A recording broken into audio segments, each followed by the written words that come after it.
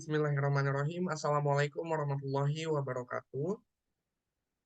Salam sejahtera untuk kita semua. Saya Kurniawan Rahman dengan NPM ujung 060. Saya dari S1 Akuntansi Angkatan 2020, Fakultas Ekonomi dan Bisnis Universitas Lampung, akan mempresentasikan karya ilmiah dalam rangka memenuhi tugas akuntansi perpajakan sebagai penilaian ujian akhir semester.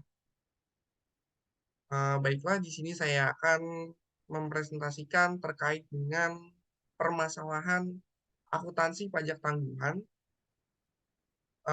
yang mana hal ini bagaimana kaitannya dengan kinerja perusahaan.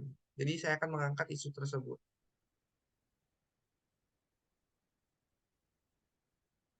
Baiklah, langsung saja kita masuk ke pendahuluan.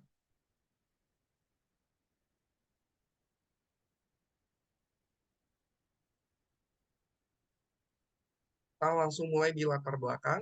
Ya, jadi seperti yang kita tahu bahwa pajak merupakan salah satu sumber penerimaan negara.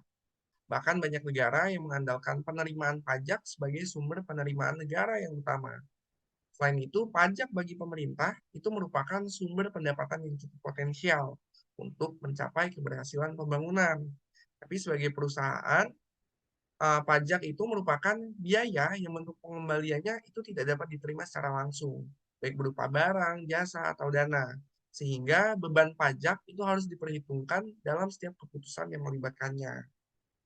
Perlu kita tahu pajak menurut Undang-Undang Nomor 16 Tahun 2009 tentang Ketentuan Umum dan Tata Cara Perpajakan adalah kontribusi wajib kepada negara yang terutang oleh orang pribadi atau badan yang bersifat memaksa berdasarkan undang-undang dengan tidak mendapatkan imbalan secara langsung dan digunakan untuk keperluan negara bagi sebesar-besarnya kemakmuran rakyat. Bagi pemerintah, pajak merupakan sumber penerimaan utama. Lalu pajak tangguhan, yang mana pajak tangguhan merupakan jumlah pajak penghasilan yang terutang atau terpulihkan pada tahun mendatang sebagai akibat adanya perbedaan temporer yang boleh dikurangkan dari sisa kompensasi kerugian yang dapat dikompensasikan. Philips et al. Pada tahun 2003 dalam Aristanti dan Cynthia 2012 menyatakan bahwa beban pajak tangguhan itu dapat digunakan dan memiliki kemampuan yang sangat baik dalam mendeteksi manajemen laba yang dilakukan perusahaan dalam memenuhi dua tujuan. Yang pertama, untuk menghindari penurunan laba. Dan yang kedua, untuk menghindari kerugian. Nah, Juneri pada tahun 2016 dalam penelitiannya mampu membuktikan bahwa beban pajak tanggungan itu memiliki pengaruh terhadap manajemen laba. Nah, dari penelitian Juneri tersebut, kami mengambil penelitian ini, yaitu untuk menilai apakah terdapat kendala atau permasalahan terkait dengan akuntansi pajak tanggungan pada kinerja perusahaan.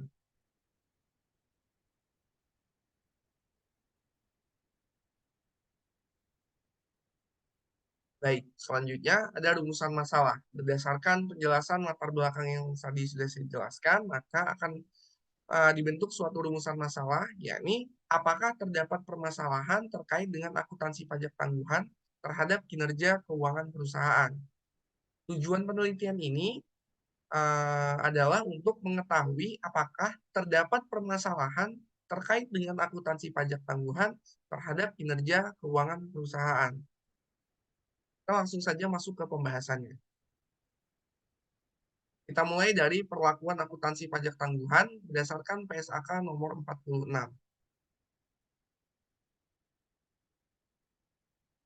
Jadi di sini terdapat 4 perlakuan. Yang pertama ada pengakuannya seperti apa, lalu pengukurannya seperti apa, penyajiannya, dan bagaimana pengungkapannya. Kita mulai yang pertama dari pengakuannya terlebih dahulu.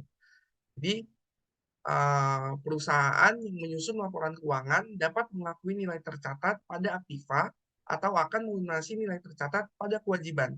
Perbedaan temporer yang dapat menambah jumlah pajak di masa depan akan diakui sebagai kewajiban atau utang pajak yang ditangguhkan, dan perusahaan harus mengakui adanya beban pajak tangguhan. Selanjutnya kita masuk ke pengukurannya. Pengukuran pajak yang ditangguhkan itu akan dihitung dengan menggunakan tarif yang berlaku di masa yang akan datang. Seperti yang dinyatakan dalam PSAK nomor 46 paragraf 30 bahwa pengukuran atas kewajiban dan aset pajak yang ditunda itu harus diukur dengan menggunakan tarif pajak yang akan diterapkan pada periode di mana aset direalisasi atau kewajiban dilunasi, yaitu dengan tarif pajak yang secara substantif berlaku pada tanggal neraca. Selanjutnya penyajian. Jadi bagaimana aset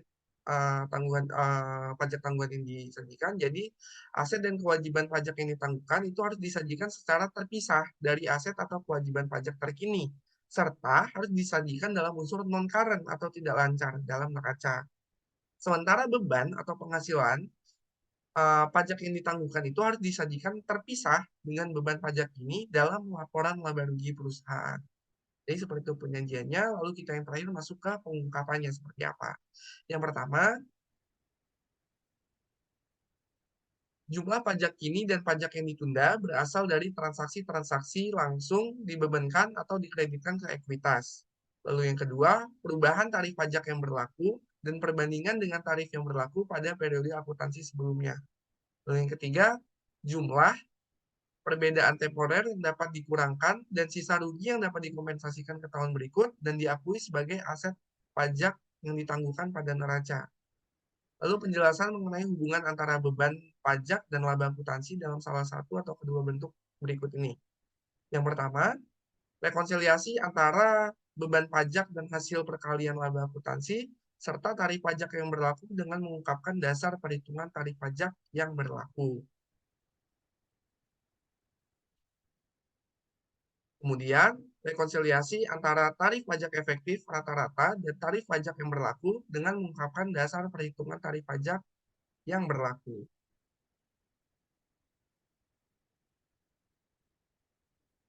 Kita masuk ke pembahasan selanjutnya, yaitu terkait dengan bagaimana permasalahan akuntansi pajak tangguhan terhadap kinerja perusahaan.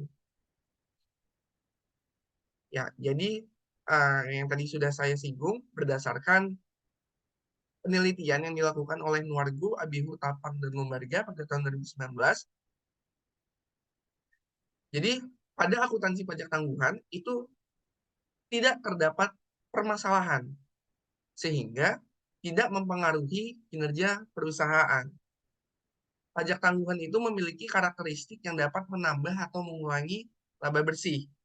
Penyebab pajak tangguhan adalah adanya perbedaan sementara pengakuan antara akuntansi komersial dengan undang-undang perpajakan. Nah, perbedaan sementara yang paling terjadi antara pengakuan akuntansi dan undang-undang perpajakan adalah penyusutan dan amortisasi. Cara akuntansi komersial, pemilihan metode penyusutan dan umur manfaat sebuah aset tetap itu ditentukan oleh manajemen sesuai dengan estimasi pola pemakaian aset tetap di masa depan. Namun, pada undang-undang perpajakan, metode penyusutan itu dibatasi pada metode garis lurus dan metode saldo menurun ganda. Sedangkan untuk penentuan umur manfaat, itu ditentukan dengan kategori tertentu yang setiap kategori memiliki umur manfaat yang berbeda. Perbedaan tersebut menjadikan beban penyusutan serta akuntansi komersial dan undang-undang perpajakan berbeda pada sepanjang umur manfaat. Namun secara keseluruhan jumlahnya tetap sama. Perbedaan sementara tersebut menyebabkan pajak tangguhan tidak berpengaruh terhadap laba.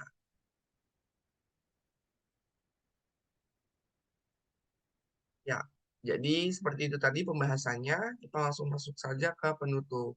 Dari paparan materi yang tadi sudah saya jelaskan, dapat ditarik kesimpulan bahwa mengenai permasalahan akuntansi pajak tangguhan itu tidak terdapat permasalahan yang berarti, sehingga itu tidak mempengaruhi kinerja perusahaan. Jadi isu ini terjawab gitu, bahwa eh, akuntansi pajak tangguhan ini tidak memiliki pengaruh yang signifikan terhadap kinerja perusahaan, terutama pada manajemen labanya. Lalu sarannya, Dapat disarankan pada peneliti berikutnya sebaiknya untuk mempertimbangkan untuk memisahkan pajak tangguhan menjadi kewajiban pajak tangguhan dan aktiva pajak tangguhan. Disebabkan kedua akun tersebut itu memiliki dampak yang berbeda terhadap kinerja perusahaan. Baiklah, demikian presentasi terkait dengan karya ilmiah yang dapat saya sampaikan. Kurang lebihnya saya mohon maaf. Segala kurang datangnya dari saya dan segala kebenaran datangnya dari Allah Subhanahu wa taala. Wabillahi taufiq wal hidayah. Wassalamualaikum warahmatullahi wabarakatuh.